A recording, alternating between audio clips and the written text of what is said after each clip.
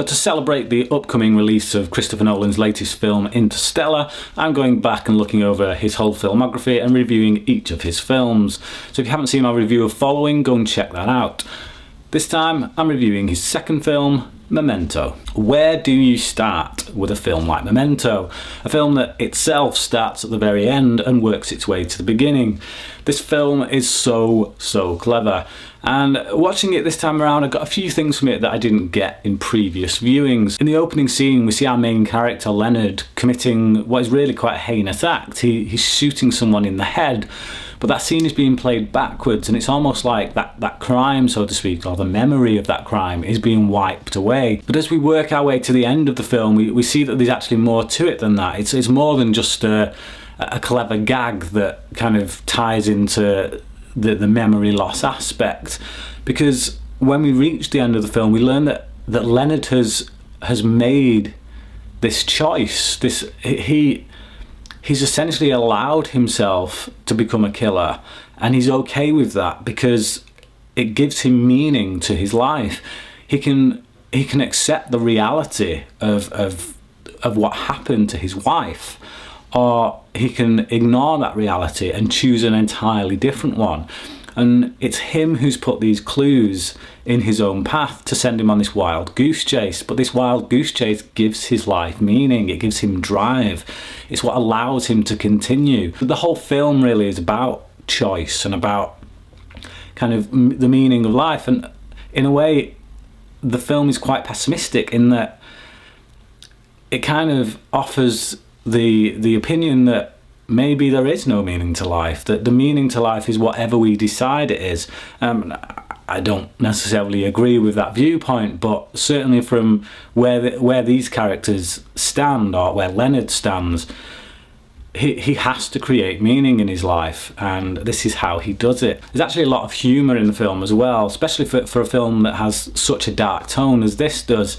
I like how a lot of the people mess with Leonard. They know about his condition and they use it against him. They mess with him, like the hotel landlord, the manager of the hotel, who's rented out 2 rooms to him because he knows that he can't actually remember that he's already rented a room out, and he's making money off him.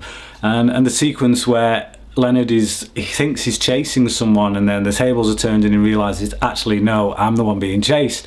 And so there's little moments of humour like that just sprinkled throughout that really makes the film breeze along a lot faster than perhaps it would if it was just dark and sombre all the way through. Clues to the ending of this film are just littered throughout as well. Right at the beginning, Leonard tells Shelby that memories can't be trusted. So right there, just his own memory of his wife, we're being told straight away, look, memories can't be trusted. So the memories Leonard has, the memories that he's basing his entire kind of raison d'etre, so to speak, his drive on, could very well just be false. He can't even trust his own memories, or he shouldn't trust his own memories, but he's guilty of doing that, and that's why he goes on this journey. I don't quite buy the scene when Leonard sleeps with Natalie. They don't have sex, or at least there's no evidence there on screen that they've had sex, but it's still quite an intimate moment. They're in bed together, and it is a very intimate moment, and I don't buy that someone with the drive that Leonard has, because of the reason that he has that drive is his love for his wife, this all-encompassing love for his wife, a love that drives him to the point of murder, that he's prepared to kill. I don't buy that he would then sleep with another woman, even if there's no sex involved, because it just the intimacy that's involved in that. I don't buy that he would commit himself to that. The Sammy Jenkins story that runs throughout the film, which obviously we later learn is Leonard's story, is a really touching story, and it's thanks in no small part to the actors that are performing it. And when Sammy's wife slaps him just out of this frustration because she wants her husband back, it's a really touching scene, and it almost reduced me to tears. And just seeing what she goes through, I mean, there are so many people out there who have to deal with mental illness and have to see their loved ones kind of decay to mental illness. And I think this whole section of the film is really the touchstone of it. It's where the heart of the film is. It's what really gives the film its overall emotional punch. And like I say, in no small part due to the performances by those two actors. The film itself, like regardless of it telling us that memory can't be trusted, the film itself acts as almost evidence for that, because each scene ends how the last scene began. So obviously the film's working its way backwards, but sometimes halfway through a scene I'll forget how did the last scene begin? And it's like, because of this structure, it throws you off all the time, and you're like, actually, where are we now? And it goes to show that memory can actually be untrustworthy. When Leonard's on the phone and he scribbles out what he's already written, he's written fact 5, access to drugs, and instead he scribbles it out and writes drug dealer. Again, it's another scene that shows how even facts can be untrustworthy, and certainly how memory can be untrustworthy. Just because Leonard doesn't know any of these facts that he's got written down, he doesn't know where they came from. So he can look at these tattoos on his body and assume, oh, I must have got to that for a reason, but he doesn't know that reason. So all of those tattoos on his body, all of the notes he's got, they're unreliable, they're untrustworthy. Leonard needs meaning in his life, and he'd rather live a lie to be able to go on than accept the truth and be left with nothing. Is life built upon lies that we tell ourselves to create meaning? And if so, does that make life meaningless? This is really the two main questions that the film is asking. The answer to those questions obviously depends on you as a viewer and what you bring to the film.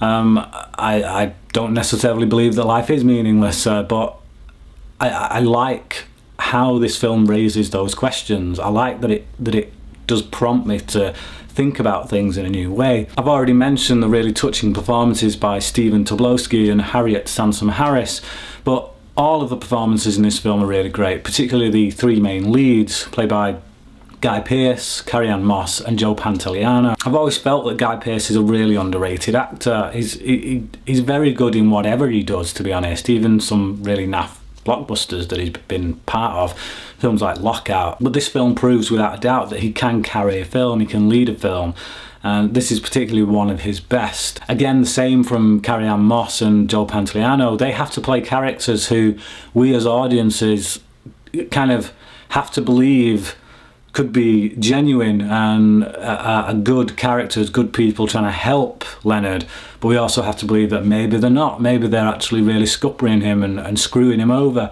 and they handle those roles really well.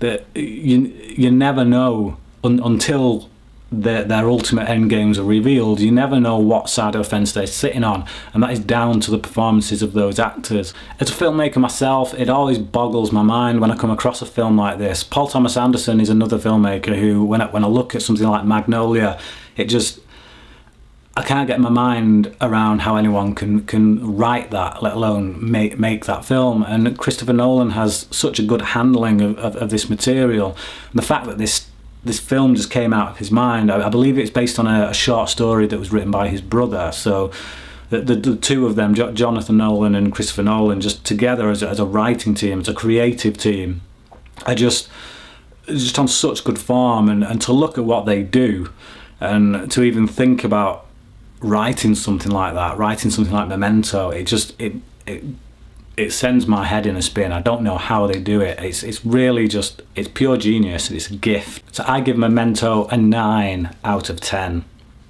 So if you've seen the film, comment below and let me know what you thought about it. And also, tell me what your favourite mind-bending film is, the film that really gets your mind in a twist and kind of sends you all over the place. Until next time, thanks for watching.